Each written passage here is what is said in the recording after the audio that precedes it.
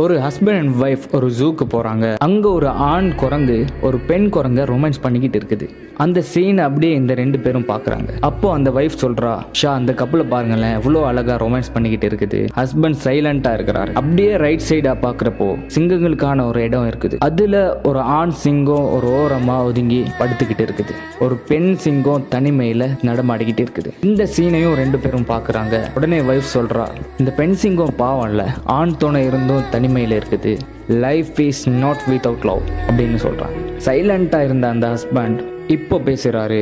கீழே கிடக்குற அந்த கல்லை எடுத்து அந்த பெண் சிங்கத்துக்கு வீசுன்னு சொல்றாரு. அந்த வைஃபும் ஒரு நிமிஷம் யோசிச்சுட்டு வீசுறாங்க. அப்போ ஒரு ஓரமா படுத்துக்கிட்டு இருந்த அந்த ஆண் சிங்கம் எந்திரிச்சு தன்னோட பெண் துணையை காப்பாத்துறதுக்காக கர்ஜிக்குது. அந்த கர்ஜனையை கேட்டு அந்த பெண் நடுங்கி நிக்கிறா.